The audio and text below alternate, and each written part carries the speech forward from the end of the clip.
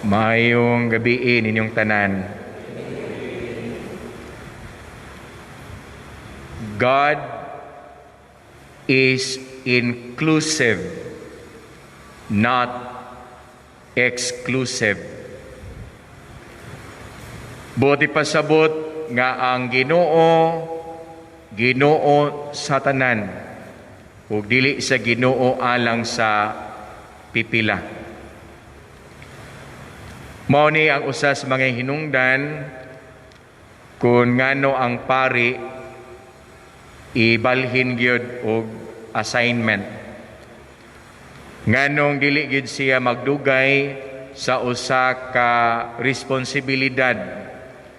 Nganong dili gyud siya magdugay sa usa ka dapit tungod kay sama nga ang Dios nga buot pugngan unta sa mga tao, kay lagi na sinati nila ang kaayo sa Ginoo.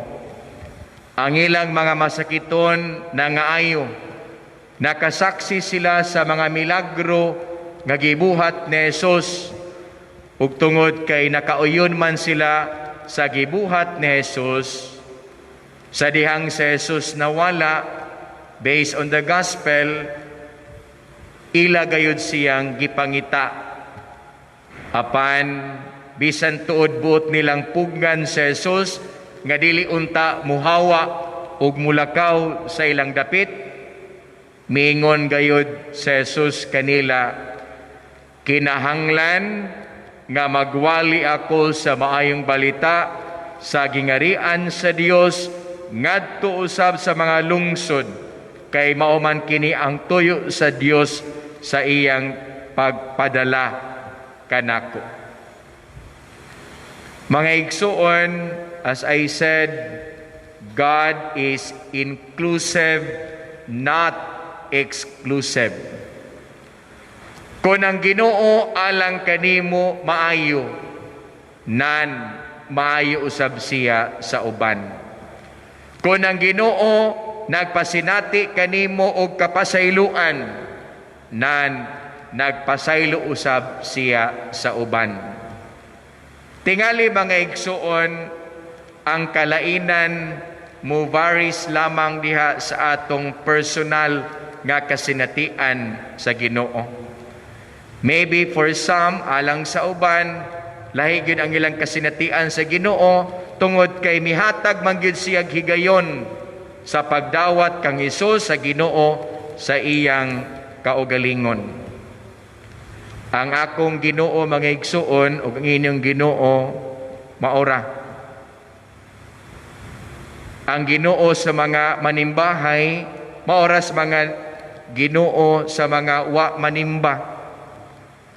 Ang Ginoo sa mga matinud-anon maorang Ginooha sa mga kawatan ug sa mga limbungan.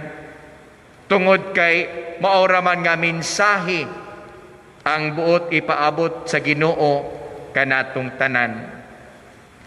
Nindot kay pamalandungan mga igsuon, kini bitawng nahitabo sa ugangang babay ni Simon Pedro. Ang ugangang babay mga igsuon, walay nasayod sa Jesus nga nasakit siya, nahilantan, dili kay ang babay mismo may iniingon, Ginoo ayuha ko.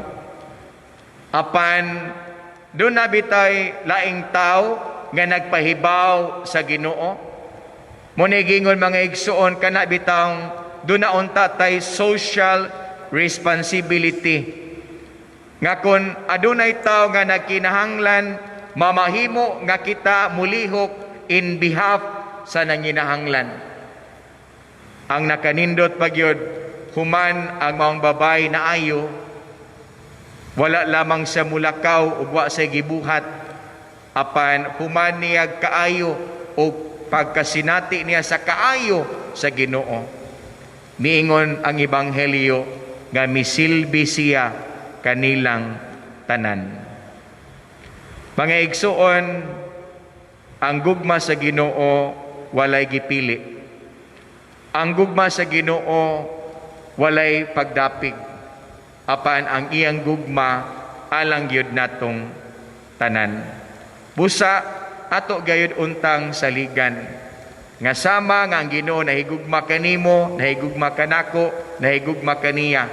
Kining maong gugmaha wa gyud ni kalainan sa gugma nga madawat sa uban. Apan ari lang gyud ta magdaog mga igsuon sa ato ang pagdawat ni Jesus sa atong kasing-kasing.